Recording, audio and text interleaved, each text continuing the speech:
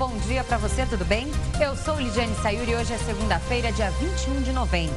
Essas são imagens da capital paulista, de onde falamos de São Paulo para todo o Brasil e para vários países pela Record News Internacional. Olá, muito bom dia para você. Eu sou Nolan Hubertus. Violência no Rio de Janeiro. Uma noite com vários tiroteios em diversas favelas do Rio colocou as autoridades e os moradores da cidade em estado de alerta. Um helicóptero da Polícia Militar caiu na favela Cidade de Deus, na zona oeste da cidade, provocando a morte de 4 PMs. Além disso, corpos de ao menos 7 homens foram encontrados na comunidade com indícios de execução. A polícia decidiu ocupar por tempo indeterminado a favela e o governo federal ofereceu o apoio das tropas da Força Nacional para reforçar a segurança. De janeiro a outubro deste ano, pelo menos 556 policiais ficaram feridos e 115 foram mortos só no estado do Rio de Janeiro. Diante disso, você acha que a infraestrutura da Polícia Militar é suficiente para combater crimes no Brasil? É o que a nossa enquete de hoje quer saber. Para votar, entre nas redes sociais, use a hashtag #LinkRecoNews. Agora vamos aos outros destaques dessa edição. Ainda no Rio de Janeiro, perícia inicial aponta que helicóptero e PMs não tinham marcas de tiros. Banco do Brasil anuncia fechamento de agências de aposentadoria de 18 mil funcionários. Comissão de Ética analisa hoje denúncia contra Gedel Vieira Lima. Ministro é acusado de pressão para liberar empreendimento imobiliário de alto luxo em Salvador. Divida sua opinião com a gente, participe do nosso jornal, porque começa agora a primeira edição do Link Record News.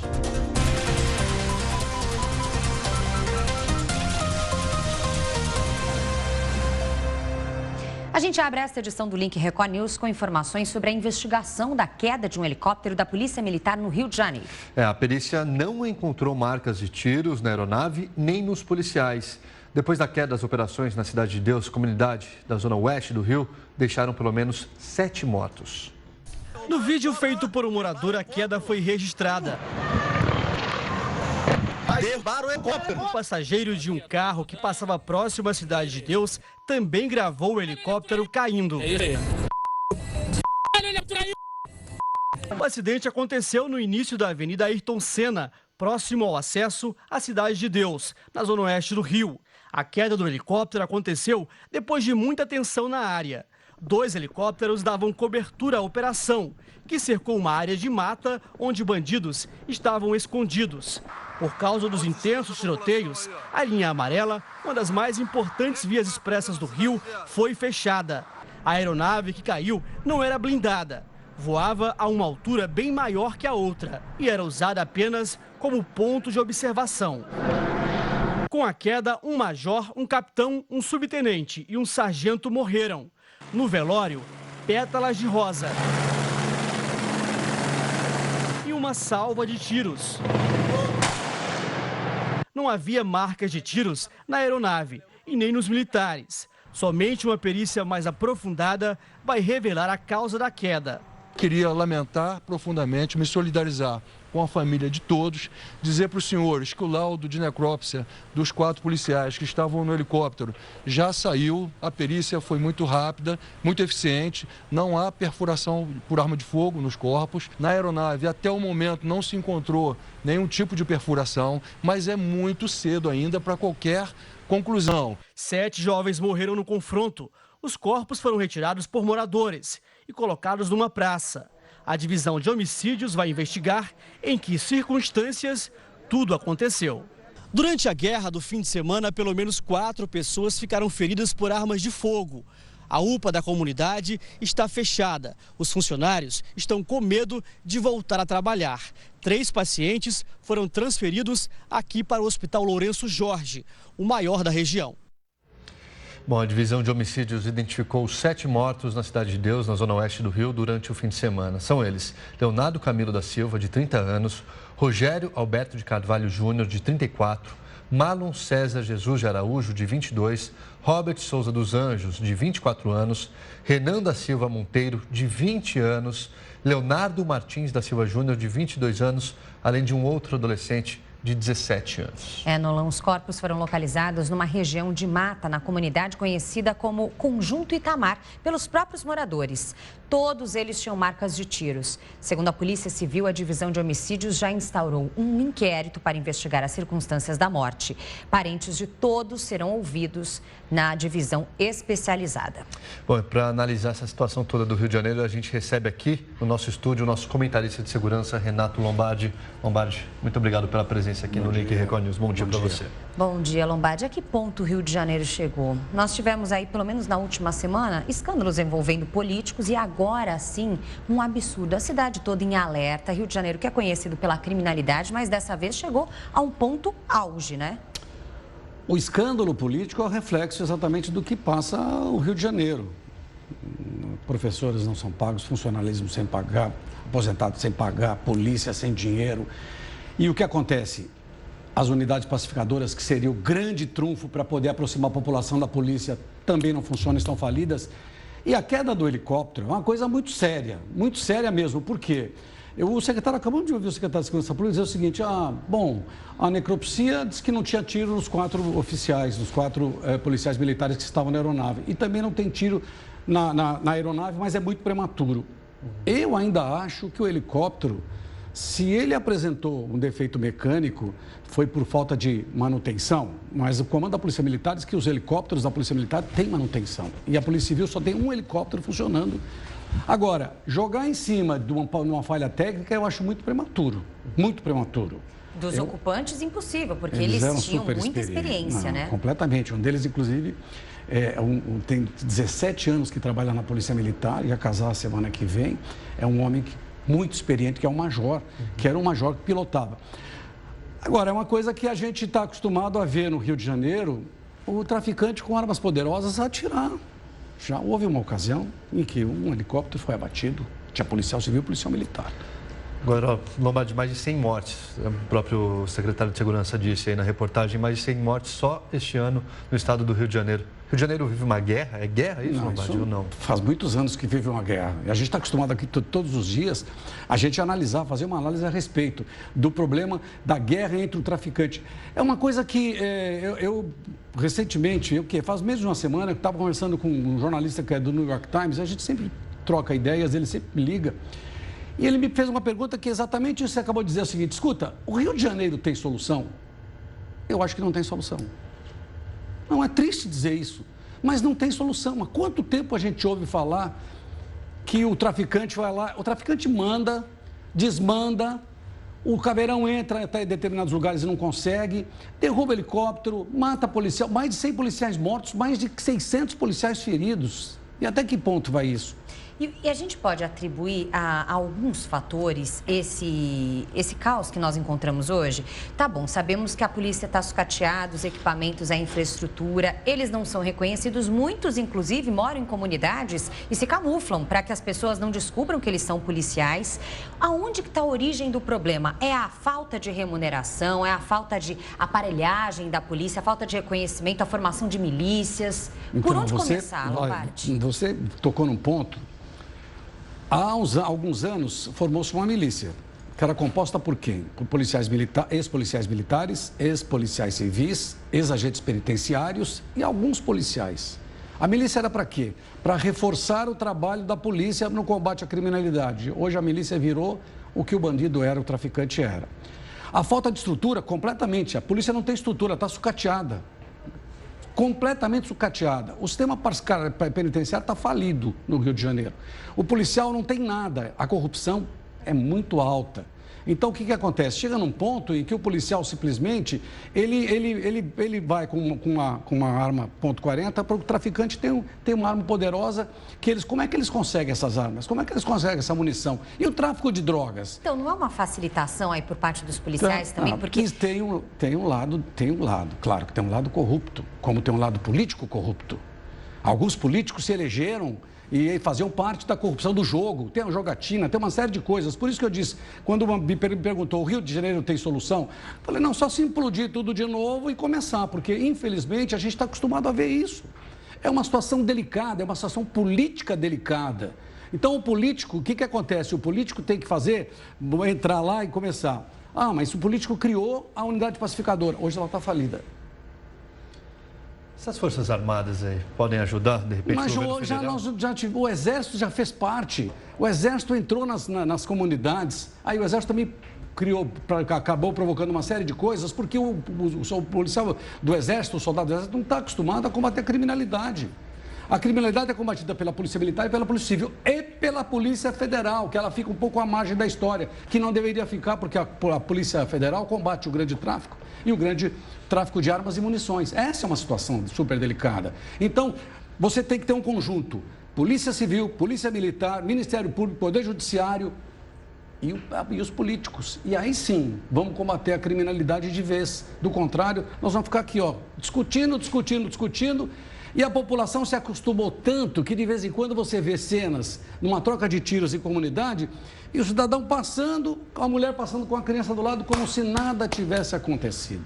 Agora, essa história do helicóptero precisa ser muito bem esclarecida. O secretário já adiantou que não tem nada, mas eu duvido. Eu acho que alguém derrubou o helicóptero. Então, alguém derrubou, porque estava acontecendo inclusive um tiroteio ali. Então, é bem possível que traficantes ou criminosos tenham derrubado essa aeronave? Não, não tenho, eu não duvido muito, não. Você tem um rotor do helicóptero que num tiro você derruba.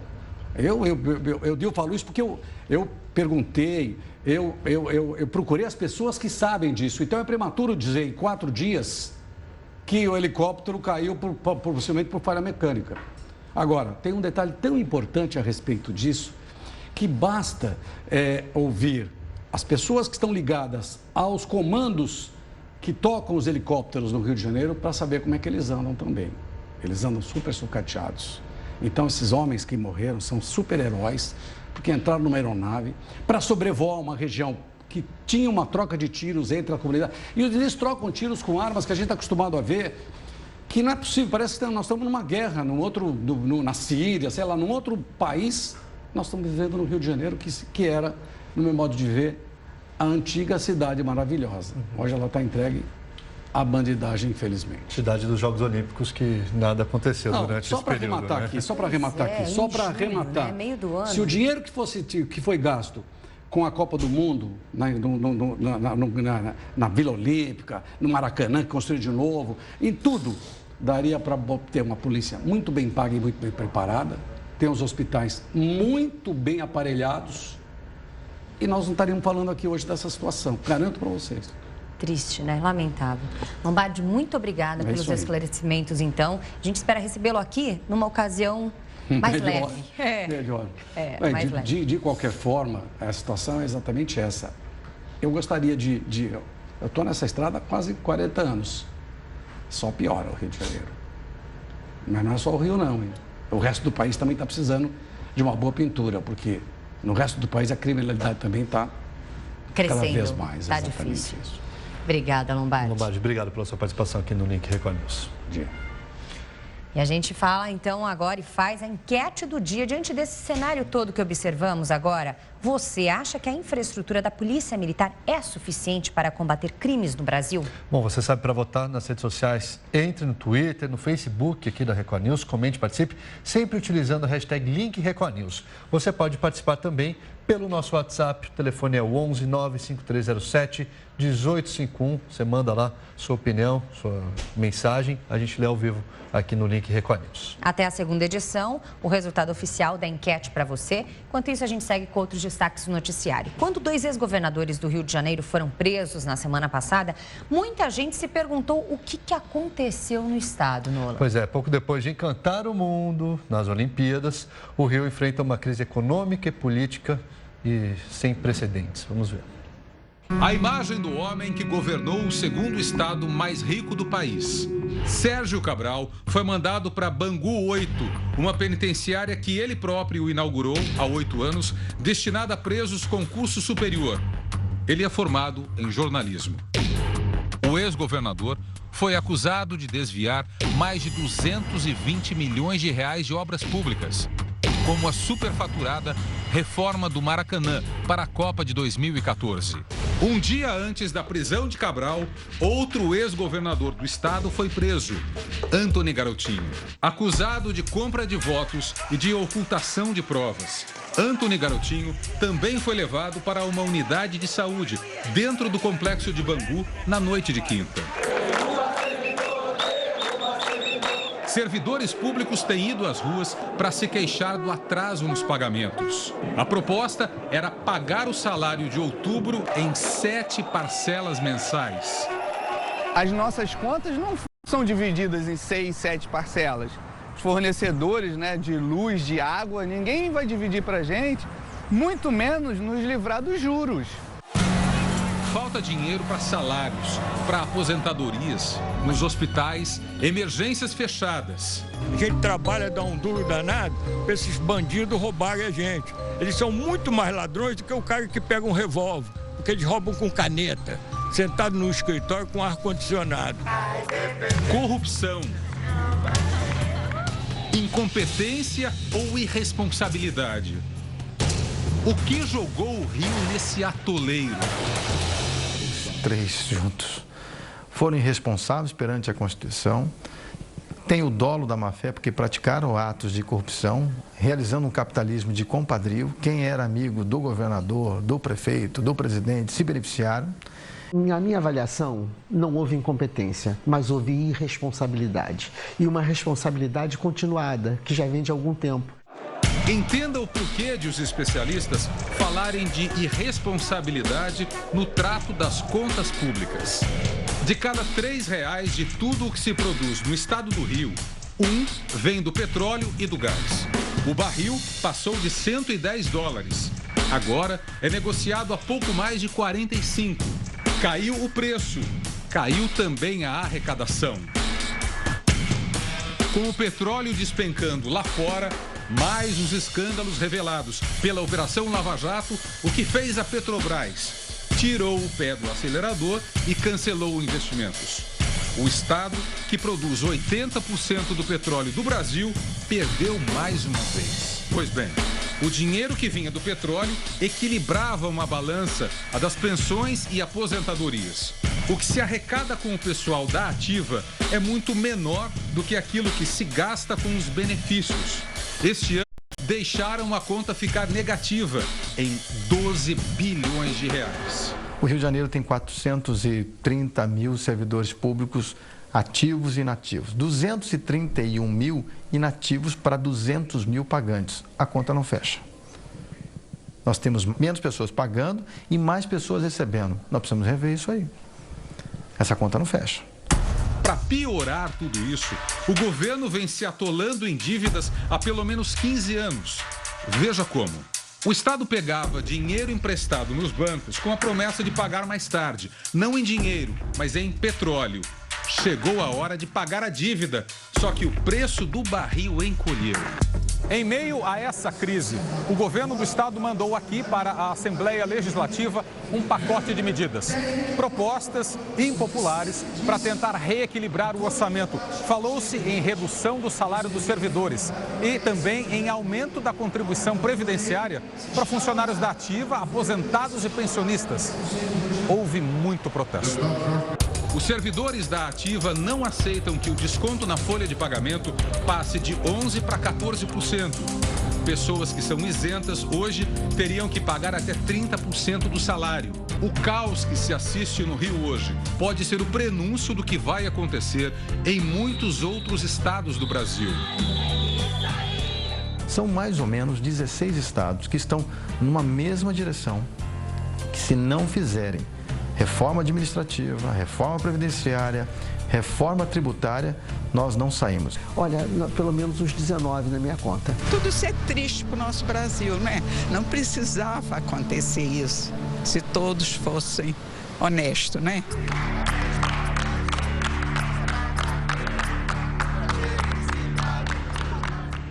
A senhora tem toda a razão. É triste, triste, triste.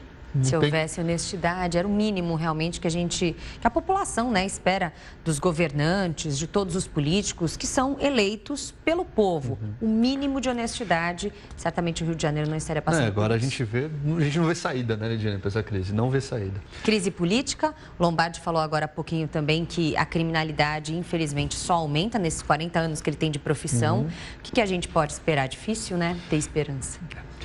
Bom, mudando de assunto agora, mais crise aí, ó. O Banco do Brasil anunciou o fechamento de mais de 400 agências e um plano de aposentadoria para 18 mil funcionários. De Belo Horizonte, a repórter Raquel Rocha tem mais detalhes sobre esse caso. Raquel. Olá, pessoal do Link Record News. Essas alterações são uma tentativa de economizar. O plano de aposentadoria deverá ser aplicado a 18 mil funcionários que já podem se aposentar. 379 agências deverão ser transformadas em postos de atendimento e outras 402 serão desativadas. Segundo o banco, essas alterações não vão comprometer o atendimento ao público. Para compensar, em 2017, a instituição pretende abrir 255 agências de atendimento virtual. Voltamos ao estúdio da Record News. Obrigado, Raquel, pelas suas informações. E a grave crise econômica levou as estatais federais a demitirem, por meio de planos de demissão voluntária, pelo menos 21.570 pessoas nos últimos 2 anos. Preocupado com a sustentabilidade dessas empresas, o governo tem estimulado esse tipo de programa e planos de aposentadoria incentivada como alternativa para enxugar a folha e, assim, aliviar o caixa. Segundo dados do Boletim Estatístico de Pessoal do Ministério do Planejamento, do fim de 2014 até setembro desse ano, o saldo líquido de funcionários estatais ficou negativo em 13 mil. E as dispensas incentivadas devem continuar. A Petrobras anunciou que pretende cortar mais 8 mil. A Eletrobras quer cortar cerca de 5.600 e os Correios outros 8 mil. Agora a gente segue ao vivo para Curitiba, no Paraná, onde está a Fabiana Vantuch com os destaques da região. Fabiana, um ótimo dia para você. Bom dia, Fabiana. Oi, Lidiane, Nolan, bom dia para vocês, bom dia a todos. Olha só, semana de depoimentos importantes na Lava Jato, viu? Hoje o juiz Sérgio Moro começa a interrogar as primeiras testemunhas de acusação na ação penal contra o ex-presidente Lula. Neste processo, ele é acusado de ter recebido propina de uma das empreiteiras investigadas na operação. Prestarão depoimento nesta segunda-feira o empresário Augusto Mendonça, os ex-dirigentes da empreiteira Camargo Corrêa, Dalton Avancini e Eduardo Leite e o senador cassado Delcídio do Amaral. Além de Lula, a ação penal tem como réus a ex-primeira-dama Marisa Letícia, o presidente do Instituto Lula, Paulo Okamoto, o ex-presidente da OAS, Léo Pinheiro, e outras 4 pessoas. A denúncia envolve 3 contratos da OAS com a Petrobras, a reforma de um triplex no Guarujá e o contrato de aluguel de um depósito para guardar bens presidenciais de Lula. Os procuradores da Força Tarefa da Lava Jato afirmam que o ex-presidente recebeu 3.700.000 reais de propina no esquema de corrupção. Os depoimentos começam a partir das 2 da tarde.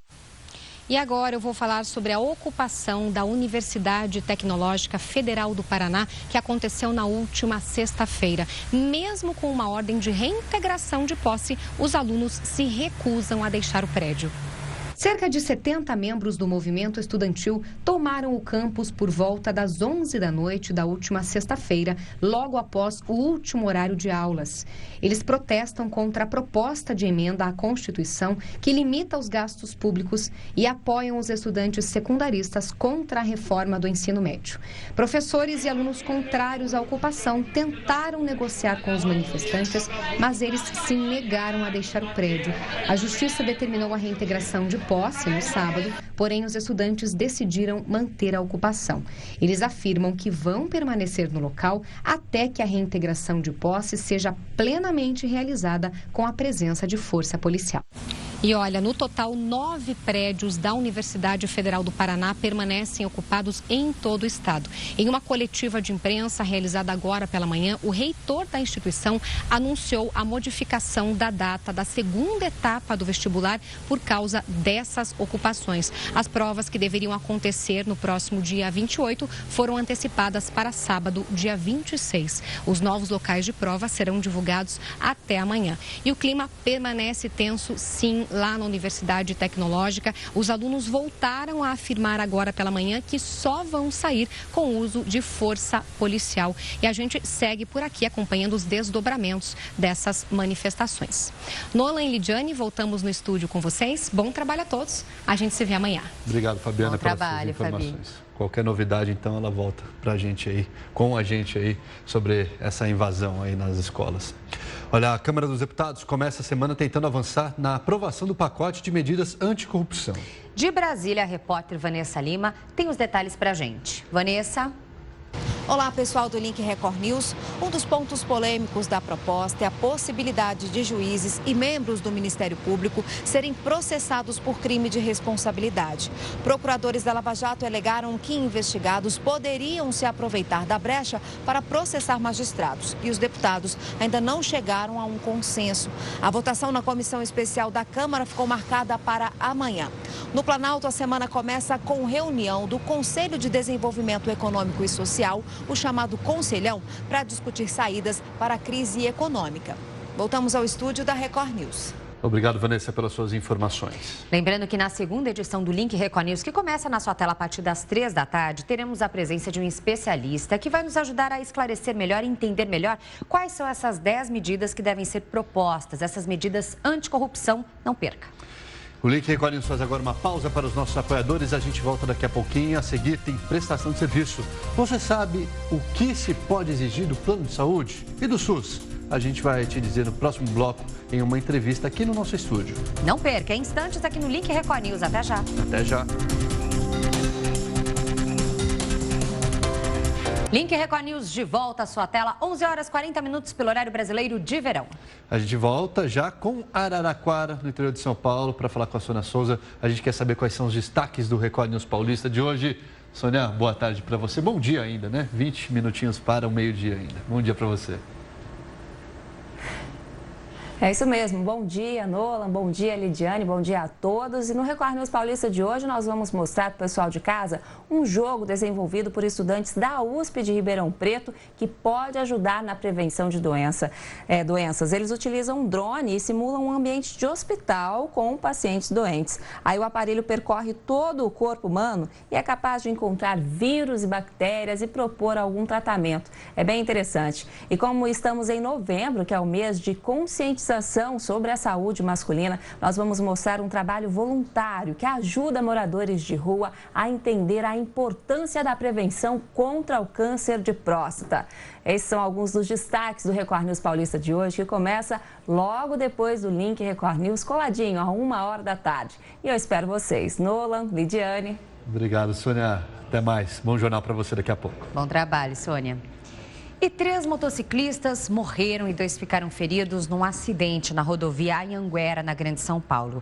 Eles estavam em grupo quando um deles bateu em um carro e os outros não conseguiram frear. As imagens feitas por um celular mostram as motos envolvidas no acidente. Os pedaços ficaram espalhados na pista. Algumas ficaram totalmente destruídas. No acostamento, uma das vítimas observa os corpos dos 3 colegas que morreram com o impacto. Outros 2, feridos, aguardam socorro. Calma aí.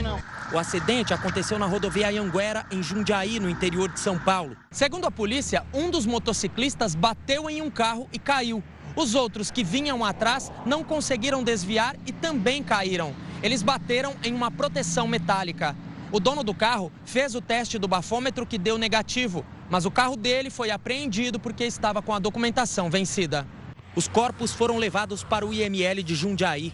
A polícia não informou o estado de saúde dos 2 motociclistas feridos. A pista sentido São Paulo foi interditada para resgate das vítimas e limpeza e liberada no meio da tarde. Os motoqueiros estavam em grupo. A cena é comum pelas estradas brasileiras, principalmente nos fins de semana. As motos são potentes e chegam a alcançar até 300 km por hora. Está preso em São Paulo um empresário que confessou ter matado a ex-mulher dentro de casa na capital paulista. Ele veio de Belo Horizonte, onde se internou em uma clínica psiquiátrica e chegou escoltado. Hugo Alexandre Gabriche cobriu o rosto ao chegar no aeroporto em São Paulo, escoltado pela polícia. Na delegacia da mulher, ele se negou a prestar depoimento sem a presença do advogado, que estava em Belo Horizonte. Na capital mineira, Hugo confessou ter matado a tiros a ex-mulher Edna Maralina da Silva, de 28 anos. Ele disse que tudo foi motivado realmente por problemas financeiros, problemas depressivos, familiares e de relacionamento, claro. Por isso trata-se aí de um crime passional. O crime foi no último dia 12, na zona sul de São Paulo. Câmeras de segurança flagraram quando ele invadiu o prédio onde Edna morava. Rendeu o entregador de bebidas e invadiu o apartamento dela. É possível ver o momento dos disparos. Edna levou 4 tiros, o amigo dela 2. Ele corre o risco de ficar paraplégico. Segundo a polícia de São Paulo, mesmo antes de matar a ex-mulher, Hugo já era procurado em Minas Gerais. A Justiça de Belo Horizonte havia expedido mandado de prisão contra ele pela falta de pagamento da pensão alimentícia de 2 filhos de um casamento anterior. Hugo foi preso em uma clínica psiquiátrica na capital mineira, depois do advogado dele ter procurado a polícia. A família de Edna, que mora em Goiás, conta que o relacionamento entre eles sempre foi tumultuado. Reclamava que ele era muito inseguro em relação a ela, então tinha ciúmes e era uma relação muito cheia de desconfiança e briga. Segundo a mãe, em junho Edna decidiu terminar a relação, mas teria sido ameaçada e registrou o boletim de ocorrência. Só que dias antes do crime, a empresária revogou a medida protetiva que proibia Hugo de se aproximar dela. O irmão diz que nunca desconfiou que o cunhado fosse capaz de matar Edna. Não, jamais eu imaginei uma coisa assim. E a polícia prendeu em flagrante um socorrista de uma ambulância que se passava por médico. Ele é suspeito de falha no atendimento a uma mulher que tinha dado à luz um casal de gêmeos. Ela morreu pouco depois de ser transferida de hospital na Grande São Paulo. A mãe da vítima, que também estava na ambulância, diz que percebeu o despreparo do homem que se dizia médico da equipe. Quando chegou no hospital aqui, ele falou lá de dentro, nem tirou. Traz oxigênio que acabou aqui. A família diz que Vanessa Batista Fortunato, de 29 anos, morreu minutos depois de chegar nesse hospital particular de Santo André, na Grande São Paulo. Ela deu à luz um casal de gêmeos. Um dia depois do parto, o médico teria constatado coágulos na bexiga de Vanessa e pediu a transferência da paciente para outro hospital com mais recursos. Esta empresa terceirizada fez o transporte. No trajeto, o homem que se apresentou como médico teria dito que o oxigênio da ambulância havia acabado. Ela precisou das habilidades de um médico e não teve o suporte. Se ela tivesse um amparo de um médico capacitado, um médico de verdade, isso não teria acontecido. Isso foi uma negligência. A prisão só aconteceu porque a médica que recebeu Vanessa aqui no hospital desconfiou que havia algo errado. Ela então pediu que a equipe buscasse outro paciente. Enquanto isso, avisou a polícia. Quando o falso médico retornou, ele disse aos policiais que estava sem os documentos, mas na delegacia confessou que não tinha o registro no Conselho Regional de Medicina. Graziane ainda disse que se formou na Bolívia e que já trabalhava há 6 anos na empresa, como médico socorrista. Este documento mostra que ele pediu a validação do diploma no Brasil, mas o Conselho Federal de Medicina ainda não havia aprovado. Graziane usava esses carimbos com nomes e numerações falsos para fazer os atendimentos. A médica que fez a denúncia foi até a delegacia prestar depoimento e a ambulância usada pela paciente foi periciada. O hospital que atendeu Vanessa informou que pediu a transferência da paciente quando ela teve uma hemorragia e que confiou esse processo à empresa de ambulâncias, terceirizada e credenciada ao plano de saúde. O hospital também disse que tem dado assistência à família e colaborado para esclarecer essa situação. Já a empresa de ambulâncias onde o falso médico trabalhava não retornou nossos contatos. Bom, agora a gente fala sobre saúde ainda. Muitas vezes pacientes não sabem como devem proceder quando um plano de saúde ou até o SUS se negam a prestar algum serviço. Quais são esses direitos e o que determina a lei para cada caso? O que se pode exigir do plano de saúde? Para falar com a gente sobre isso, recebemos aqui o advogado especialista em direito à saúde, doutor Luciano Correia Bueno Brandão. Doutor Luciano, seja bem-vindo ao Link Record News. Obrigada pela participação. Bem-vindo, doutor. Obrigado. Começando pela procura a um plano de saúde. Quais são os pontos que o consumidor deve se manter atento para não cair numa cilada? O plano de saúde hoje, torno de 50 milhões de brasileiros têm plano de saúde, né? E o número de reclamações que envolvem os convênios, ele vem aumentando ano a ano. Isso é muito importante deixar em destaque, né? Os levantamentos feitos pelos órgãos de defesa do consumidor, pelos próprios tribunais dos estados, apontam que a cada ano cerca de 30% aumentam o número de reclamações, né? Hoje a situação de quem precisa encontrar um plano de saúde, ela não é muito fácil, né? Os valores cobrados são muito altos, as empresas onde o funcionário muitas vezes ele tem um plano de saúde através da empresa, normalmente ele encontra alguma dificuldade para manter esse plano quando ele é demitido e por conta do aumento das demissões, né, por conta da situação financeira do país, tem muita gente perdendo o emprego e eventualmente encontra dificuldade para manter os planos de saúde. Então a situação não é fácil, né? A gente falou aí da questão da segurança pública, crise política, a saúde também, ela infelizmente não fica muito atrás não, tanto na esfera pública, no SUS, quanto na esfera privada também. E tem alguns pontos que a pessoa deve realmente analisar de um plano oferecido para o outro para tentar evitar alguma armadilha? O plano que oferece o maior tipo de proteção para o consumidor, para o paciente, são os planos individuais ou familiares, né? O grande problema é que hoje a maioria dos convênios não comercializam mais os planos individuais. A legislação que regula os planos de saúde, ela garante o maior tipo de proteção justamente dentro desses planos que hoje praticamente não são mais comercializados. Os planos que hoje normalmente se encontram no mercado são os planos coletivos, que são aqueles das empresas, ou eventualmente os coletivos por adesão de órgãos de classe, sindicato, quando a pessoa tem ali algum órgão profissional, ela eventualmente faz aquela contratação. O mais importante para quem pensa em contratar um plano de saúde é, primeiro, sempre verificar a rede credenciada, se aquela rede atende adequadamente às necessidades daquele futuro paciente, daquele consumidor que pretende contratar o plano. Fazer um histórico, um levantamento dos reajustes, o índice de reajustes que foi aplicado nos últimos anos, para ela verificar se essa operadora ela costuma aplicar reajustes dentro daquilo que seja considerado razoável, até para não ter problemas mais para frente. Onde que a pessoa encontra esse tipo de informação? Junto ao site da ANS, a ANS traz um histórico de todos os aumentos das operadoras, né? E junto à própria operadora. Quando a pessoa vai contratar um plano, ela pode requisitar esse tipo de informação justamente para não ser surpreendida no momento de necessidade. As regras para os planos de saúde também valem para o SUS? O SUS é um plano de saúde, pode ser considerado também? O sistema público de saúde, ele trabalha de forma complementar em conjunto com os planos de saúde privados. São sistemas diferentes, né, mas que se interrelacionam, né? O SUS, ele se estende a qualquer tipo de cidadão. Todo mundo tem direito de, em caso de necessidade, ser atendido pelo SUS, independentemente de ter um plano de saúde ou não. Quem tem a possibilidade de contratar um plano de saúde, existe uma legislação específica que regula os usuários, os beneficiários de um plano de saúde, inclusive se aplica o Código de Defesa do Consumidor. Mas, de maneira geral, todo mundo tem direito de ser atendido pelo SUS em caso de necessidade, sim. O senhor falou, no caso de desemprego, muitas pessoas acabam com dificuldades para manter e bancar o plano de saúde. No momento que a empresa demite, ela é obrigada a pelo menos oferecer esse plano de saúde por mais algum tempo? Muitas pessoas têm aí familiares dependentes do plano. Como é que funciona essa parte na legislação, doutor? A legislação ela trata especificamente da questão do ex-empregado que foi demitido sem justa causa, né? Então, a lei prevê que, no caso de uma demissão sem justa causa, o ex-funcionário ele pode manter o plano de saúde após o seu desligamento da empresa pelo período de até 1/3 do tempo que ele trabalhou na empresa, sendo que o período mínimo é de 6 meses e o máximo é de 24 meses. Então, ele foi desligado, ele tem direito a estender o plano empresarial e a condição que a lei exige dentro desse período de 6 meses a 24 meses é que ele assuma o pagamento integral do valor da mensalidade.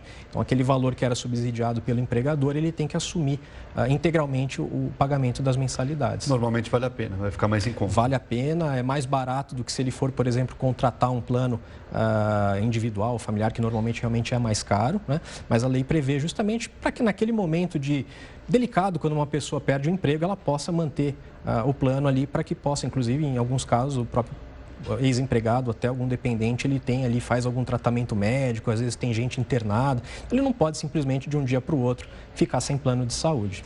Doutor, em caso da pessoa se sentir lesada como consumidora, a quem recorrer? Como cobrar os direitos do cidadão? Como eu apontei antes, o número de reclamações envolvendo os planos de saúde ela aumenta muito a cada ano, né? Os abusos eles são efetivamente praticados nas mais variadas questões, negativas de internação, de coberturas de cirurgias, de exames, de consultas, medicamentos, os próprios aumentos que ocorrem anualmente ou por mudança de faixa etária. Então, a orientação que se faz é que sempre que o paciente ele de alguma maneira se sentir lesado por conta de uma negativa ou de um aumento que ele considera indevido, ele procure consultar um órgão de defesa do consumidor, a Defensoria Pública ou eventualmente até um advogado para se orientar e eventualmente discutir os seus direitos. Tá ótimo, doutor. Nós conversamos aqui então com o doutor Luciano Bueno, advogado especialista em Direito à Saúde. Obrigada, seja sempre bem-vindo aqui ao Link Record News. Eu que agradeço a oportunidade. Muito obrigado, Bom dia. doutor. Até logo. Até a próxima. Bom, agora a gente vai a Brasília, com a renovação de 67% dos integrantes. O Conselho de Desenvolvimento Econômico e Social está reunido neste momento. Este é o primeiro encontro do órgão sob o comando do presidente Michel Temer. Essas são imagens ao vivo da reunião que acontece e o tema do encontro é justamente a retomada do crescimento econômico. Conselheiros são ouvidos e eles falam justamente que eixos prioritários devem ser debatidos nos próximos encontros em pelo menos 4 grupos de trabalho. Diferentemente do formato anterior, os ministros de Estado não terão cadeiras no órgão conhecido como Conselhão. Eles podem, claro, participar dos encontros, mas devem receber convites em determinados momentos para esclarecer situações específicas de suas pastas. De acordo com a assessoria do Conselho, a escolha dos integrantes buscou diversificar a composição com a representação de diferentes regiões. Novos setores também foram contemplados, como, por exemplo, a segurança pública. Então, você acompanha neste momento, 11 horas e 55 minutos, a reunião que acontece do Conselho de Desenvolvimento Econômico e Social. Todos os desdobramentos desse encontro você acompanha ao longo da programação aqui na Record News. Inclusive, esse encontro foi aberto pelo próprio presidente Michel Temer, ele que abriu esse encontro. E logo na abertura, ele disse que precisa de mais humildade na parte econômica, precisa ouvir mais e falar menos. Link Record News faz uma pausa para os nossos apoiadores e volta em instantes. A seguir, mais informações sobre esse fim de semana violento no Rio de Janeiro. E ainda a pesquisa revela que os bicos vão ajudar a reforçar o orçamento do brasileiro no fim de ano. Até já!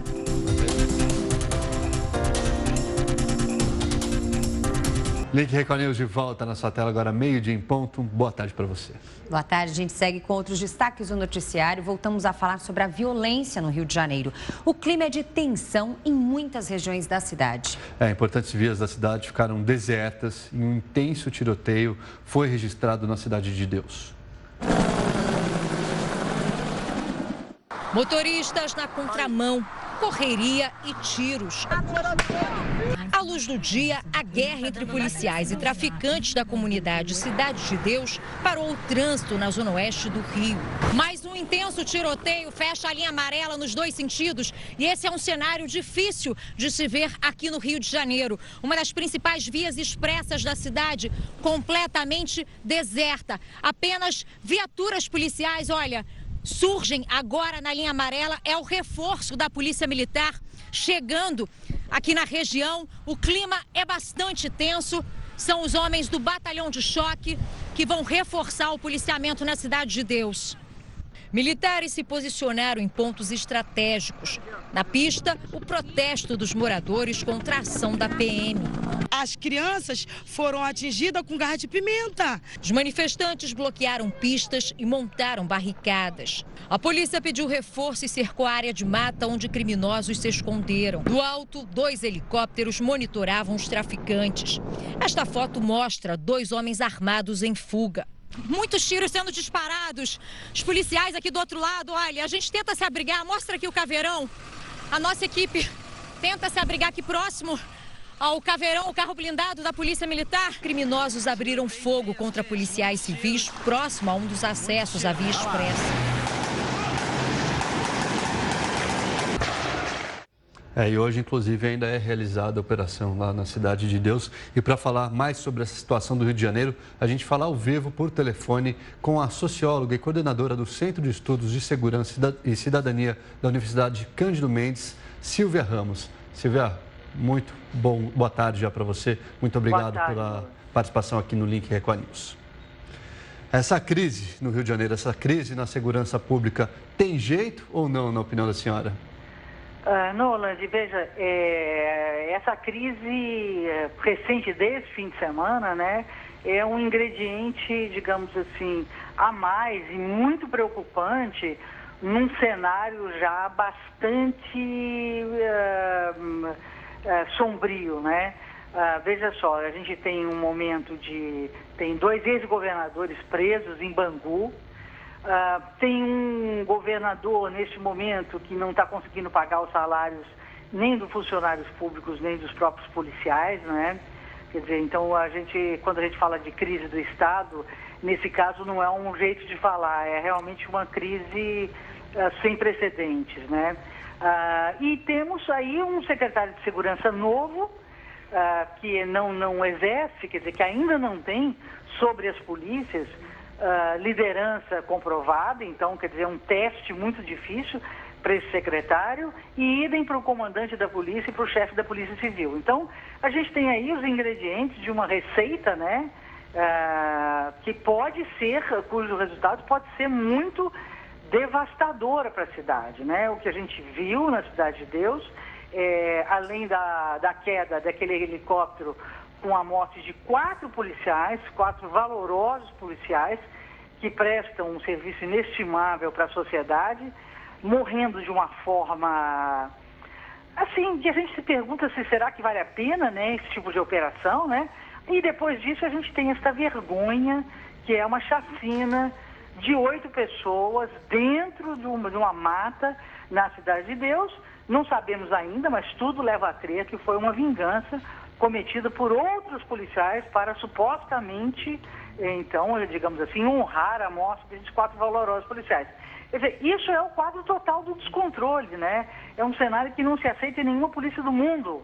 Nenhuma polícia civilizada do mundo aceita uma selvageria dessa, que é, veja só, cai um helicóptero com 4 policiais que morreram em serviço e depois outros policiais vão lá e selvagemente fazem uma chacina, matando 7 pessoas dentro de um mato, dentro de um mangue, né? Se o secretário de Segurança e o comandante da Polícia Militar não conseguir controlar a tropa agora, eu acho que nós vamos entrar numa crise aí sem precedentes. Então, Silvia, exatamente nesse ponto, o secretário de Segurança, as autoridades do Rio de Janeiro, foi oferecido até pelo governo federal o auxílio da Força Nacional de Segurança, justamente para conseguir tentar equilibrar o ânimo, né? Equilibrar a situação aí no Rio de Janeiro.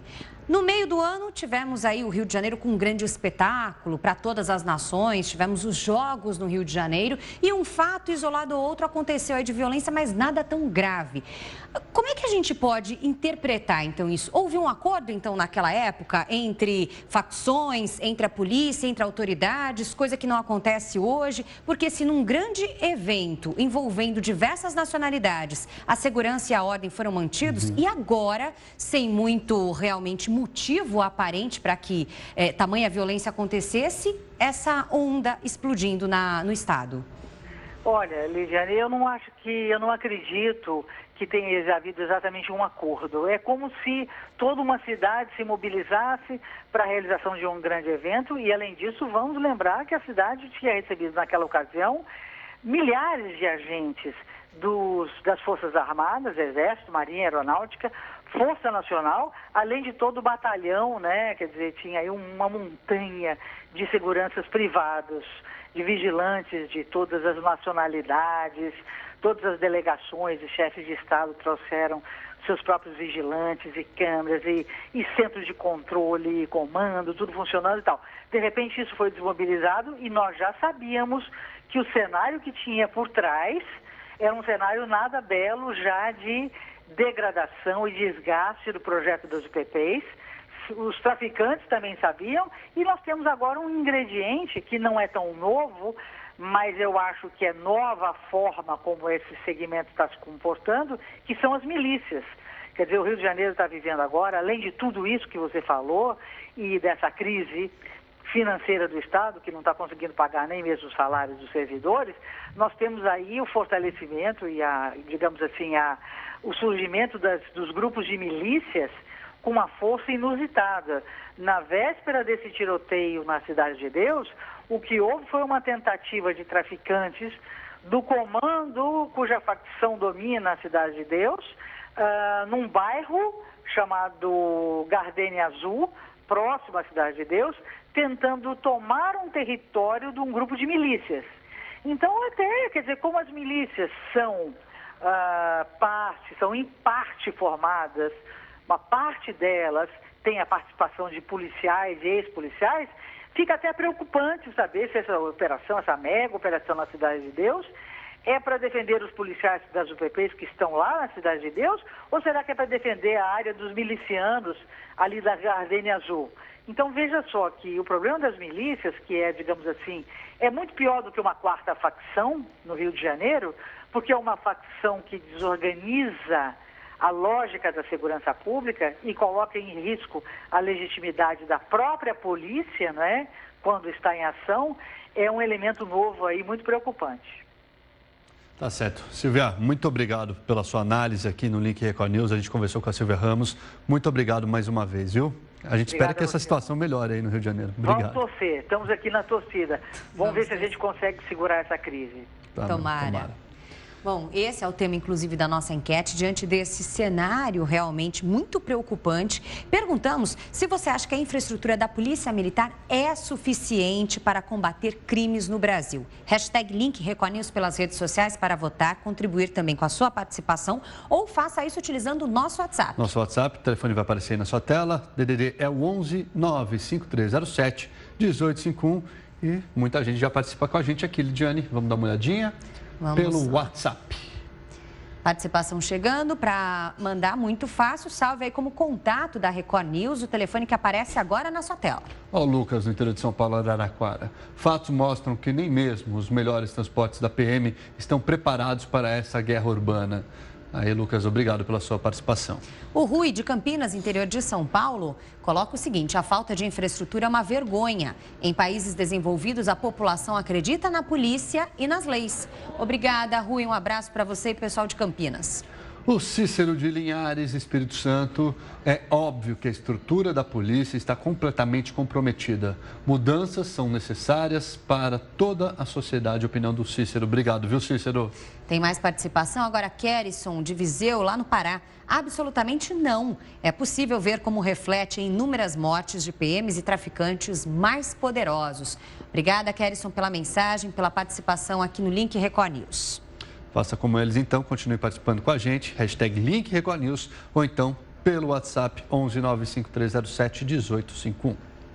E agora o assunto é política, porque o Conselho de Ética da Presidência da República se reúne hoje para discutir a situação do ministro da Articulação Política, Gedel Vieira Lima. Ele é acusado pelo ex-ministro da Cultura de pressionar pela liberação da construção de um prédio em Salvador.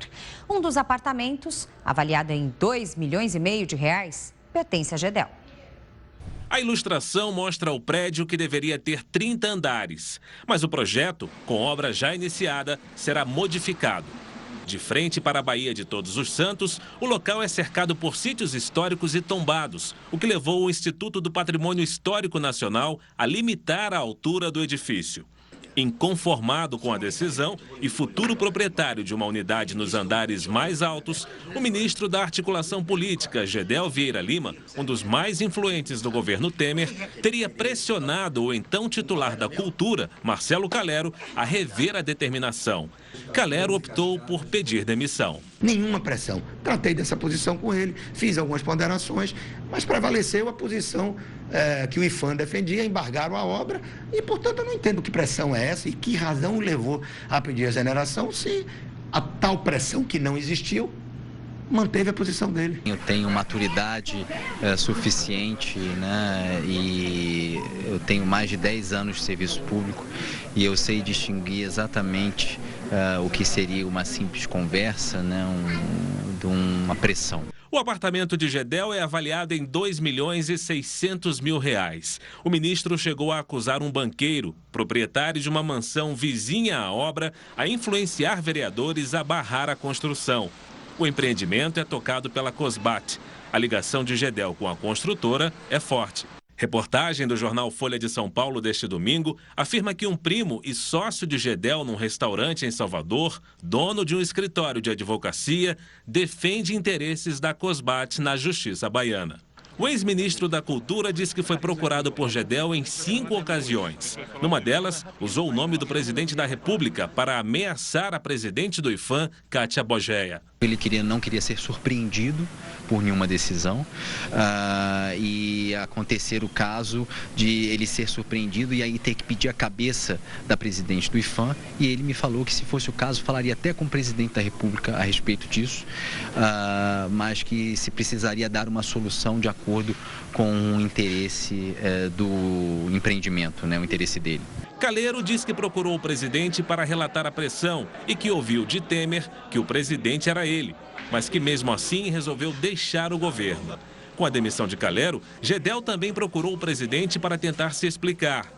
Gedel foi investigado na Operação Lava Jato pela atuação numa operação de 330 milhões de reais no fundo de investimento conhecido como FI-FGTS, quando ocupou uma vice-presidência da Caixa Econômica Federal. Gedel se reunia constantemente com o empresário Lúcio Funaro, preso pela Polícia Federal, apontado como operador financeiro do PMDB e do ex-deputado Eduardo Cunha. O ministro nega irregularidade nos episódios e diz que estuda recorrer da decisão que embargou a obra. No Congresso Nacional, a oposição criticou a atitude de Gedel em pressionar um colega do governo para se beneficiar em questões particulares. Para que ele possa se defender sem continuar a atuar dessa forma, ele tem que estar fora do governo. E ele precisa se defender. As acusações são muito graves, claro, cabe direito de resposta, mas o direito de defesa. Até agora, o presidente Michel Temer não se pronunciou sobre a polêmica envolvendo o seu secretário de governo. Nesta segunda-feira, a Comissão de Ética Pública, ligada à presidência, se reúne para analisar as denúncias. O grupo não tem poder para punir servidores, mas pode recomendar sanções aos integrantes do governo. Agora a gente muda de assunto e te conto que o brasileiro vai dar um jeitinho para comprar o presente de Natal. Uma pesquisa revela que os bicos, trabalhos extras, vão ajudar a reforçar o orçamento no fim de ano. As lojas já estão preparadas para o Natal. O consumidor, nem tanto. Começar a pensar, a gente começa, né? Dura é conseguir concluir o que a gente pensa, né? Mesmo assim, não dá para deixar a árvore vazia. 72% dos consumidores ouvidos numa pesquisa garantiram que vão dar presentes. Pelo menos umas lembrancinhas. Eu vou no mais barato, né? Essas lojinhas de 1,99, né? Orçamento apertado, mas ao mesmo tempo aquela vontade de entregar um presentão no Natal. Agradar filhos, mãe, pai, mulher, marido. Aí só mesmo arrumando algum dinheiro extra.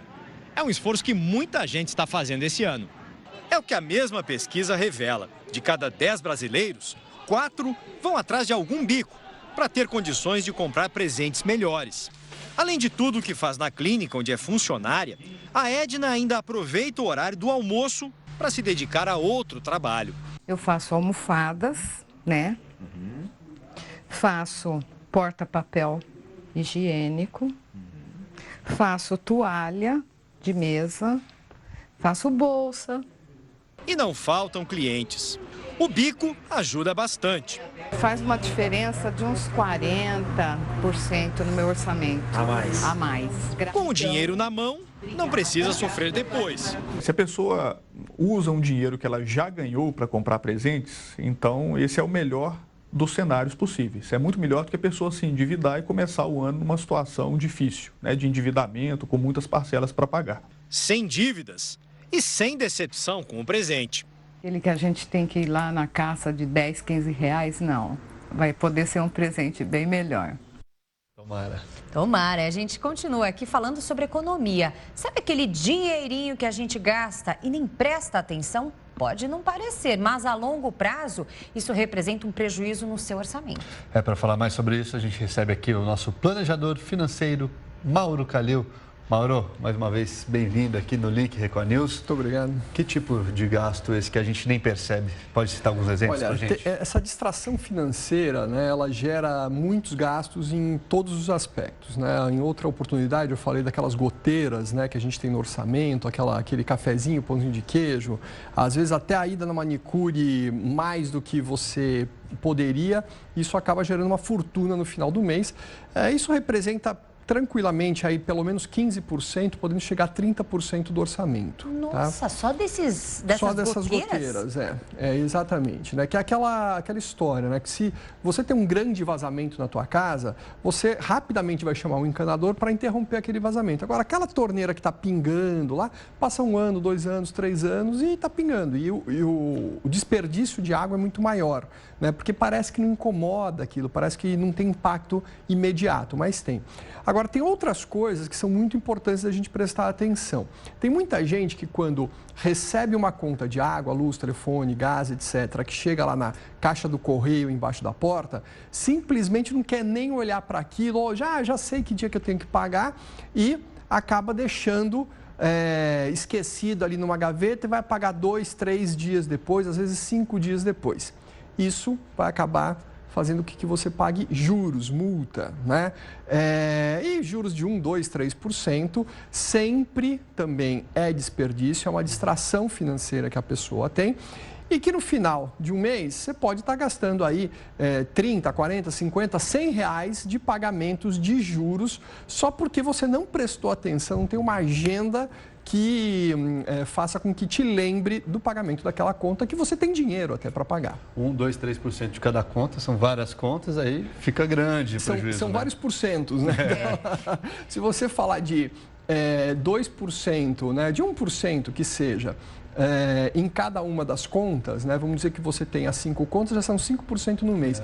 Em 1 ano, você está falando aí de pagar 60% a mais do que deveria no normal. Daria para pagar uma outra conta, né? Uma continha a mais. De uma conta só seria 60% a mais. E qual que é a dica? A gente pode colocar ali em débito automático, fazer o pagamento agendado. Eu geralmente costumo fazer isso, eu recebo, eu não coloco as contas de consumo em débito automático, porque eu sempre gosto de conferir, principalmente de celular, conta de telefonia, porque eles adoram embutir alguma coisa que... Algum 2,99 ali, né? Que de repente nem sabe de onde aparece. Serviços extras, né? Aparece lá na conta. E aí no débito automático é mais difícil para você conseguir algum tipo de negociação. Mas assim que eu recebo, eu já deixo tudo agendado. Já agendo pela internet, o pagamento é uma forma de não esquecer, porque senão... Isso é uma ótima medida. Vale lembrar que a gente precisa reservar dinheiro, né? Separar dinheiro para as contas que chegam, né? Então, quer dizer, todo mês tem conta de água, luz, telefone, portanto, não é surpresa para ninguém.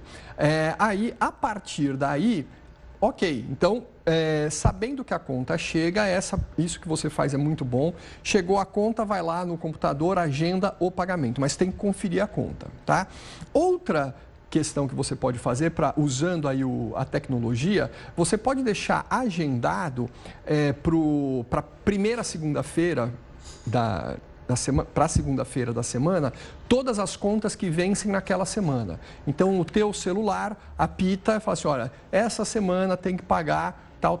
Mas você tem que ir lá e colocar, né? Ou, simplesmente, uma agenda de papel, que você olha, vê a conta chegando e coloca na data de vencimento ou um dia antes. Eu acho mais prudente colocar 1, 2 dias antes e fazer o pagamento com antecedência. Vale lembrar que, uma vez chegando a conta, você já tem que separar o dinheiro para aquela conta. Tem muita gente que faz o seguinte, né? Para não perder. Isso gera um pouquinho de ineficiência financeira, mas é melhor do que pagar juros. Chegou a conta, vai lá e paga, né? Confere, vai lá e paga. Então, você já separa o dinheiro da conta, não perde o prazo, né, e paga imediatamente. E bom, presta atenção também com os correios, né? De repente não chega a conta, não é porque não chega a conta que você não tem que pagar, né? Depois os juros vêm de qualquer maneira. Né? Greve de correio, tem que prestar atenção nisso, né? Às vezes tem, né? Se bem que quando existem greves, aí existe um entendimento jurídico de que as pessoas podem ir na internet, verificar, etc. Mas ter esse controle é bem importante, né? Por isso que a gente sempre fala da planilha, né? Quando você tem uma planilha, você sabe se chegou ou não. E aí, não chegou a conta que deveria ter chegado. que eu faço? Vai lá na internet, liga para a operadora do serviço, enfim, e busca aquela conta para pagar. Isso sem contar cartão de crédito, né? Porque a gente está falando aqui de conta pequenininha, que os juros ainda são baixos, teoricamente, perto do cartão. Você esquece de pagar a fatura por 2, 3 dias, já vem realmente uma martelada na cabeça. Teve uma senhora que eu atendi essa semana que passou, e justamente isso. Ela estava falando, Mauro, eu esqueço de pagar o cartão de crédito, eu tenho dinheiro, o dinheiro está lá, o que eu faço? Gente, ou pague imediatamente, né? Porque ela passava 3, 4 dias no rotativo, ia lá e pagava, e na próxima fatura vinha lá R$30 a mais de juros. Quer dizer, R$30, isso é desperdício, né? O que a gente tem que entender é que o mundo das finanças tem 2 lados. O lado de quem paga juros e o lado de quem recebe juros. Não tem meio termo. Tá? Então, se você ficar do lado certo, você vai enriquecer. Isso aí. Mais dicas? Mais dicas na academiadodinheiro.com.br. A gente está com um e-book gratuito em academiadodinheiro.com.br. Basta deixar seu e-mail lá e receber na sua caixa postal o e-book. Beleza, Mauro. Obrigado, viu, pela presença aqui no Link Record News. Até semana que vem. Eu que agradeço. Um grande abraço. Até semana que vem, Mauro. Bom, o Link Record News faz agora uma pausa para os nossos apoiadores. A gente volta daqui a pouquinho. A seguir você vai ver adiado o prazo para a Zona Azul Digital substituir de maneira definitiva as velhas folhas em São Paulo. E ainda os destaques do noticiário internacional em instantes aqui no Link Record News. Até já. Até já. Meio-dia, 28 minutos, Link Record News, de volta à sua tela. E a gente volta com os destaques internacionais, um triste destaque agora. Um acidente de trem na Índia matou mais de 140 pessoas, Lidiane. Nolan, equipes de resgate ainda buscam por sobreviventes. A reportagem é da correspondente Cíntia Godoy. Um guindaste foi usado para mover os vagões, na esperança de encontrar sobreviventes. Objetos pessoais dos passageiros se espalharam em meio aos destroços. Os 14 vagões do trem que seguia de Patna, nordeste do país, para a cidade central de Indore, descarrilaram. Os 2 primeiros vagões bateram um no outro e ficaram totalmente destruídos. De repente, senti um grande solavanco e bati minha cabeça no teto. 5 dos meus companheiros, que também estavam no trem, ainda não foram encontrados, relata esse passageiro. A suspeita é que o tempo frio tenha feito uma rachadura nos trilhos, provocando o descarrilamento. A extensa rede ferroviária indiana, que transporta 22 milhões de passageiros todos os dias, é conhecida pelas condições precárias de conservação, resultado da falta de investimentos. No início do ano, o governo prometeu melhorias, mas ainda sem resultados. Este já é considerado o pior acidente na Índia nos últimos 6 anos. O ex-presidente da França, Nicolas Sarkozy, admitiu neste domingo sua derrota nas primárias da centro-direita na corrida pela presidência da França. Sarkozy reconheceu que os ex-primeiros ministros François Fillon e Alain Juppé disputarão o segundo turno que definirá o candidato da coalizão de centro-direita à presidência do país. Mas ele manifestou que vai apoiar Fillon no segundo turno, cujos ideais políticos são mais próximos aos seus. Sarkozy deu a entender que esta derrota põe fim à sua longa carreira política. Ainda falando sobre política, na Europa, Angela Merkel confirma que quer concorrer ao 4º mandato como chanceler na Alemanha. As eleições na Alemanha acontecem no ano que vem. Em coletiva, Merkel encerrou meses de especulação sobre a candidatura. A conservadora de 62 anos é amplamente vista como uma força estabilizadora na Europa em meio à incerteza após a votação do Reino Unido para deixar a União Europeia e como um bastião de valores liberais ocidentais, levando em conta a eleição de Donald Trump. Ela está no cargo já há 11 anos. O ministro da Indústria, Comércio Exterior e Serviços discursou agora cedo na abertura do Fórum Econômico Brasil-França em Paris. Marcos Pereira pediu rapidez para finalizar um acordo de livre comércio entre o Mercosul e a União Europeia, o que poderia aumentar as exportações do Brasil para a França. O encontro desta semana vai discutir novas parcerias com empresários dos 2 países interessados em aumentar o volume de negócios. E agora uma notícia importante para quem é de São Paulo. Foi adiado o prazo para a Zona Azul digital substituir de maneira definitiva aquelas velhas folhas em São Paulo. Os motoristas estão apreensivos com essa mudança. Agora, já os flanelinhas e comerciantes reclamam que vão ter aquela queda nos lucros e a dificuldade de conseguir a maquininha de fazer a cobrança. Saímos com uma câmera escondida por ruas da região central de São Paulo, onde o uso da Zona Azul é obrigatório. Quanto é o cartão da Zona Azul? A Zona Azul agora é eletrônica, ela faz ali na máquina. 1 hora é 5, 2 é 10. Ah, você não tem mais papel? Não. Apesar do comerciante não ter mais o talão, o prazo para a Zona Azul digital substituir definitivamente as folhas de papel foi adiado para o dia 4 de dezembro. Segundo ele, o novo método vai facilitar a vida do motorista. A gente faz na máquina, não precisa mais nem voltar no carro para pôr o papel, a senhora guarda o comprovante, o CT vai passar, puxa a placa, ele vai ver que a senhora já colocou, tudo eletrônico agora. Já os flanelinhas, que costumam oferecer o Zona Azul, não estão gostando da ideia. Como é que você vai fazer? Eu vou ver a maquininha, né? Se vale a pena trabalhar com a maquininha. Sim. Porque com a maquininha, que lucro que você vai ter? Pois é, aí é que eu preciso ir calmamente. Se vale a pena trabalhar com a maquininha. Alguns já pensam em deixar o trabalho. Dependendo da comissão que eles der, beleza. Se não, vou aposentar da rua.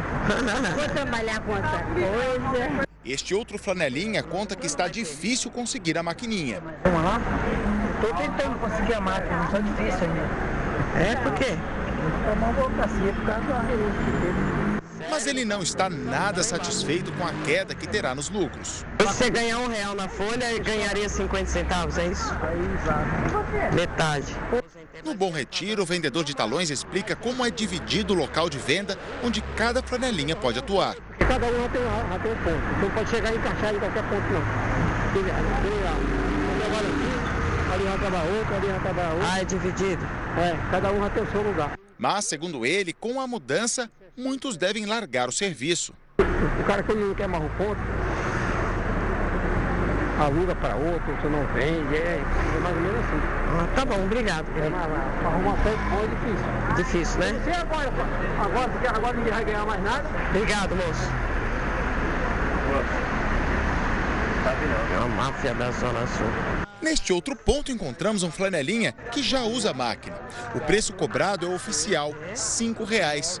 Ele digita a placa do veículo e o cupom é impresso. Você ganha quanto? 25 centavos. 25 por cada carro? Cada hora? Cada hora. Essa vendedora mostra como identificar quem já tem a maquininha. Se o pessoal tiver com a maquininha vendendo a R$5, tá tranquilo. Tá bom? Se tiver com o colete atrás, o vendedor autorizado, tá tranquilo. William comprou um cartão de papel, mas está apreensivo com o novo sistema. Porque o pouco que eu uso o carro para vir para o centro da cidade e outros locais, e a gente não se preocupa muito com essa questão, né? Compra na rua mesmo, como agora. Seu Marcos tem a maior dificuldade com tecnologia. Vai pedir ajuda para quem sabe. Como é que vai fazer para comprar a Zona Azul? Aí eu vou ter que falar com meu neto, meu neto sabe tudo. Eu não sei nada disso, eu só sei ligar, sei só ligar e atender. Este motorista é a favor do sistema moderno. Eu acho que facilita muito e também faz com que você evite alguns atravessadores no meio do caminho, né? Você evita ter que comprar de pessoas na rua, pagar um preço superior. Eu acho super positivo. Quando as folhas deixarem de ser aceitas, o motorista vai ter que comprar uma autorização digital pelo celular, por meio de um dos aplicativos disponíveis. São pelo menos 6. É preciso cadastrar um cartão de crédito, informar a placa do carro e selecionar o valor correspondente ao tempo que o carro for ficar estacionado. O motorista que não puder ou não quiser usar o aplicativo ainda pode recorrer aos pontos de venda da Zona Azul. Ele compra o cartão, recebe o comprovante e as informações do carro ficam online para fiscalização. O problema é que muitos comerciantes ainda não receberam a maquininha para vender os bilhetes. É o caso de seu Roberto, que é jornaleiro há 11 anos. Apesar de ter mais alguns dias de prazo, ele conta que já está cansado de esperar. Eu acho que não estão querendo entregar, porque uma me prometeu há 45 dias. A outra que eu comprava as folhas, até hoje não deu solução também. Aí eu fiz numa outra empresa e me deu 15 dias úteis no máximo para me atender. O comerciante vende em média 50 cartões da Zona Azul por dia. Com o novo sistema, o lucro para ele também deve diminuir pela metade. Mesmo assim, ele diz que ainda é um bom negócio. Tem pessoas que só vêm para a Zona Azul, mas às vezes pode levar um cigarro, um refrigerante ou ver uma água, entendeu? Às vezes puxa outras coisas também. A fiscalização também é digital.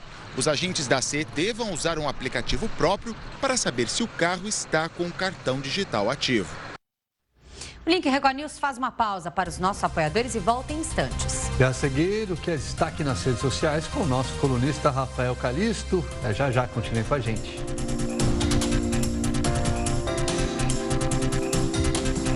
Link Record News de volta na sua tela agora, 12h41. Estamos de volta e agora convidamos o editor de mídias sociais da Rede Record, Rafael Calisto, para falar como começamos a semana nas redes. Tudo bem, Rafael? Boa tarde. Boa tarde, tudo bem? Boa tarde, Nolan. Boa tarde para todo mundo que está assistindo a gente. Começamos bem como sempre. Final de semana sempre acumula bastante coisa legal, né? Então vamos lá. A primeira história de hoje, o que eu gosto de trazer aqui no quadro é sempre assim. Se você não viu no seu Facebook, ainda você vai ver. Eu já te adianto aqui e te explico, né? Então, a primeira, se você não recebeu, você deve receber em breve um vídeo do governo do Paraná alertando sobre os problemas do racismo, como as pessoas são... elas têm, de repente, um racismo ali que está impregnado e elas não percebem. Então, assim, como a gente pode alertar as pessoas para esse racismo que, às vezes, elas nem sabem que elas têm. E a campanha é muito criativa. Tanto que ela estourou, assim, as bordas do estado e pegou a internet como um todo. Eu fiquei na dúvida, eu falei assim, eu vi todo mundo falando, esse vídeo do Paraná é viral, ele é viral, você ouve muito isso, né, viral. Deixa eu comprovar se ele é viral mesmo. Aí eu fiz o seguinte, a página do governo do Paraná tem menos de 300 mil fãs. Os vídeos deles, eu dei uma estudada nos vídeos que eles já postaram, tem uns 5 mil visualizações, 6 mil, às vezes 15. Esse vídeo já está com 13 milhões de visualizações. Ou seja, se você quer saber se é um viral, ele tem mais ou menos 1000 vezes mais do que os views dos outros. É como se você tivesse uns 200 amigos, aí você postasse um vídeo e ele tivesse 200 mil visualizações. Então ele estourou mesmo. Vamos passar o vídeo para vocês, depois a gente comenta.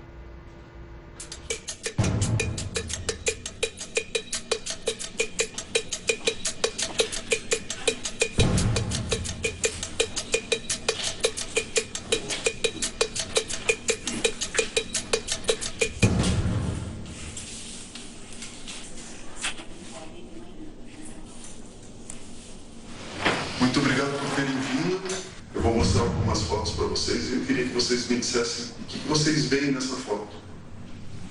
Tá atrasado. Tá com pressa. E essa? Ela é designer de moda. Escolhendo uma roupa para ela comprar. Executivo, pode ser na parte de finanças, pode ser na área de RH. Mais uma. Acho que o pai está cuidando do jardim da casa dele. Com certeza ele não tem cara de ser empregado da casa, não. Ele tá limpando a casa dela, tá limpando a pia. Eu achei grafiteira, tem jeito de grafiteira. No grafite é uma arte, não é vândalo, não é uma vândalo.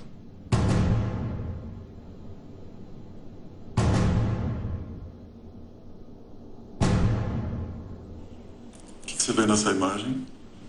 Alguém pichando o muro. Pichadora. E ela? Diarista? Limpando a casa? É empregada doméstica. Um jardineiro. Bom, ele me lembra de segurança de shopping. Um motorista particular. Vendedora, poderia ser uma costureira. Parece uma pessoa fugindo. Ladrão. O nome disso é racismo institucional e as consequências são graves.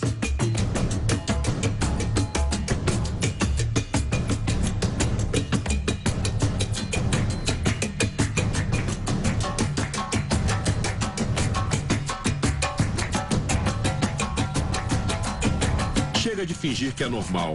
Racismo é crime.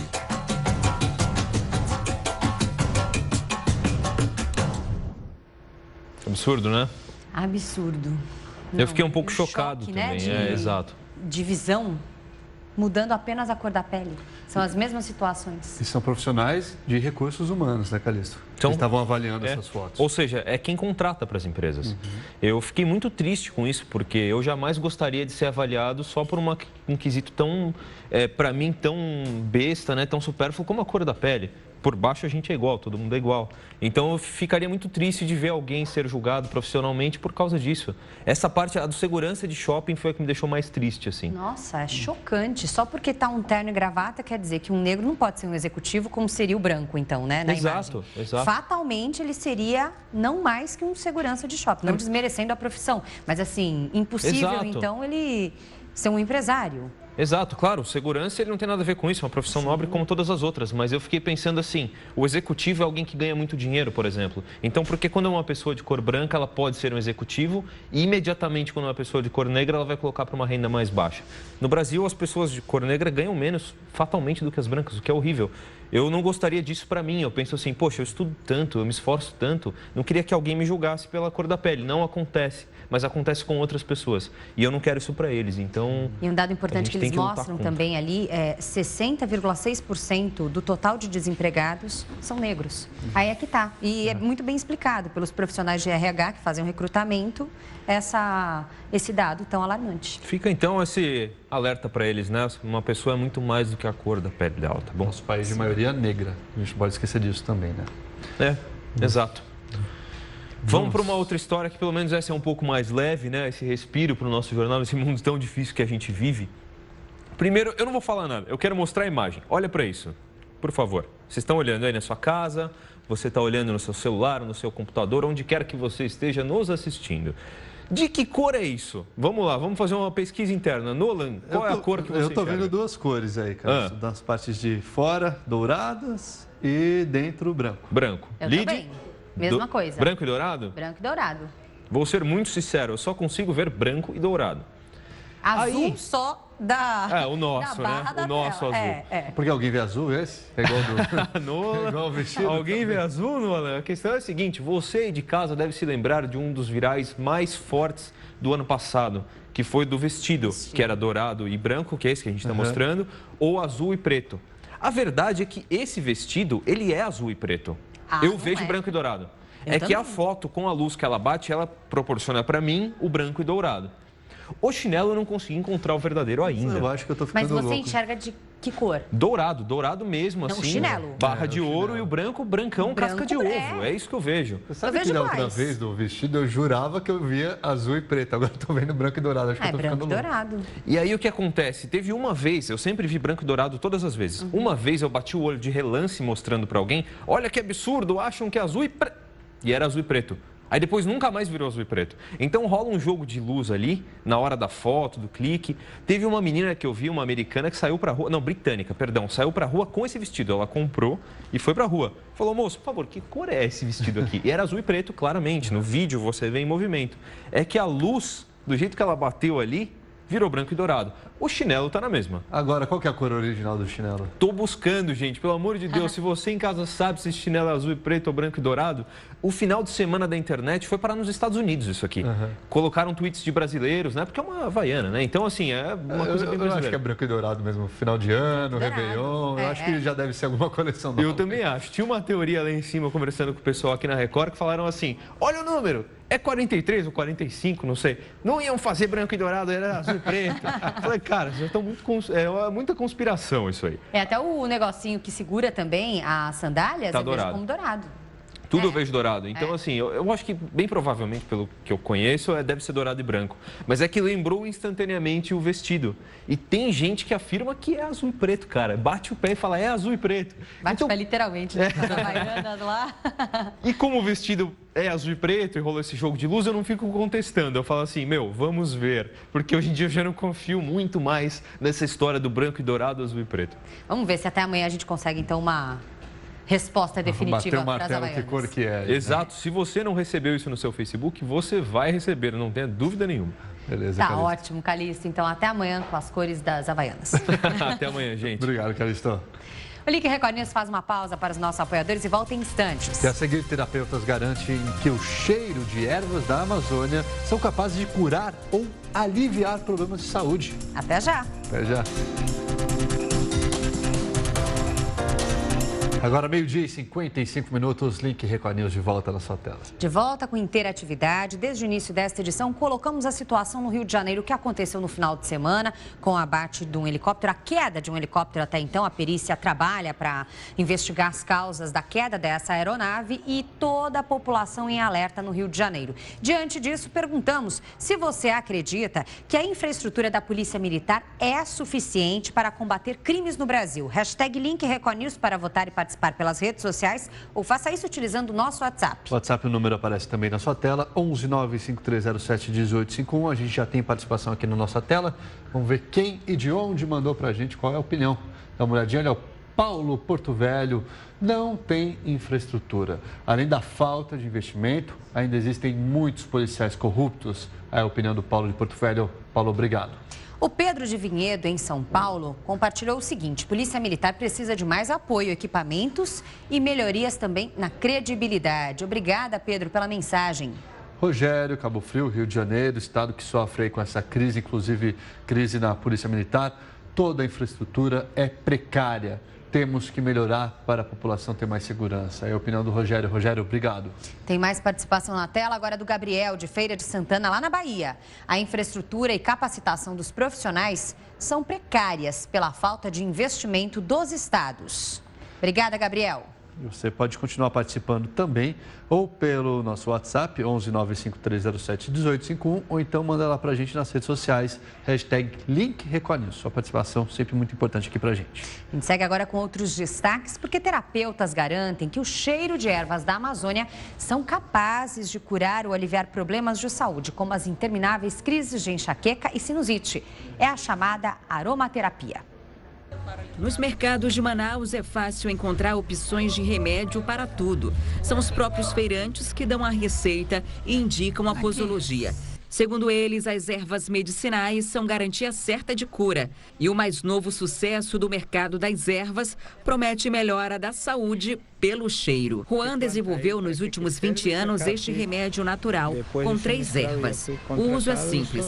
Basta colocar no algodão e inalar. Sinusite, renite, dor de cabeça, enxaqueca, podem ser resolvidos através da inalação. Ele alivia junto com outro medicamento, mas ele é o que mais me auxilia e mais me ajuda para desentupir as áreas, né, para tirar todo o excesso, né, e me deixa mais aliviado da sinusite. O poder dos aromas vai além. Essa terapeuta holística faz até limpeza energética com o cheiro das árvores. Através de massagens, óleos essenciais, velas e incensos, ela diz aliviar estresses, sentimentos negativos e causar boas emoções. É algo que não se vê, mas tem um efeito assim maravilhoso. Então é dessa forma que eles agem. Vai numa área do cérebro e ali faz um efeito. Eu encontrei na aromaterapia e no uso das velas uma forma de me ajudar a realizar os meus objetivos diários. Bom, agora a gente volta a falar sobre a violência no Rio de Janeiro. Para isso, seguimos até a Cidade de Deus, onde está o repórter Hernani Alves. Hernani, boa tarde para você. Conta pra gente como é que está a situação neste momento, as atualizações de toda a violência no Rio de Janeiro.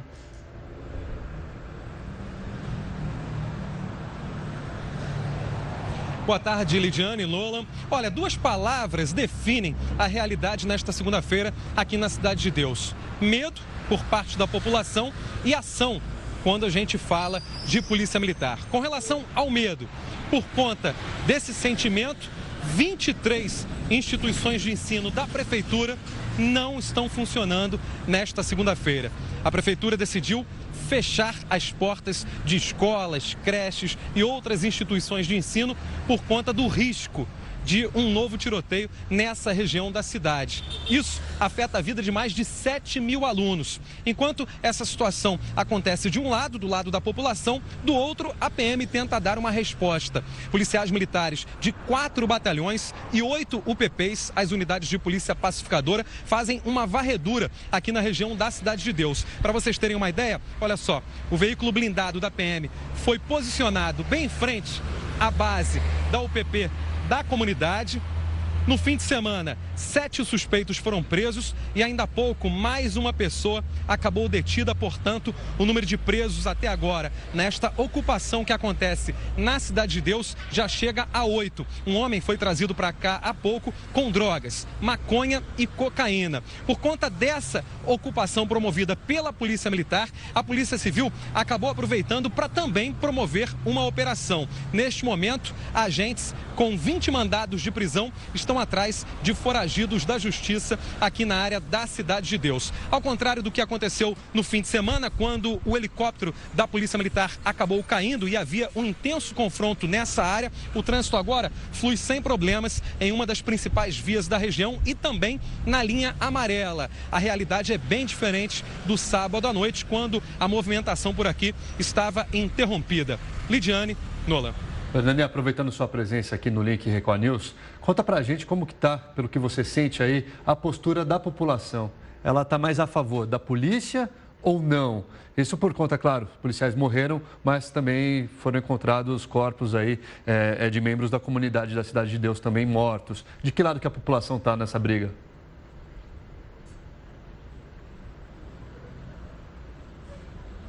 Olha, geralmente quando inocentes morrem, a população rapidamente inicia protestos. Isso ainda não aconteceu. Pode ser um indício do envolvimento desses mortos com o tráfico de drogas, o que obviamente, se houve execução, não justifica. Mas a população, com muito medo por estar entre a polícia e o tráfico, por enquanto, prevalece o silêncio, permanece em silêncio. As pessoas por aqui têm medo de falar qualquer coisa, têm medo de se envolver diante da situação de alto risco. Hernani, aproveitando também a sua participação aí, a gente percebe que a todo momento vários guris aí, vários meninos andam de um lado para o outro, as crianças que estão hoje com falta da escola, né? A escola foi fechada para manter a segurança das crianças, mas por outro lado, a gente sabe que é a realidade de muitos brasileiros, os pais têm que trabalhar e aí as crianças ficam largadas na comunidade. Eu não sei o que é mais inseguro, né? As escolas fechadas, as crianças na rua ou se as crianças estivessem dentro dos estabelecimentos de ensino. Olha lá, ó, atrás de você, 3 pelo menos aí tentam aparecer de todo jeito.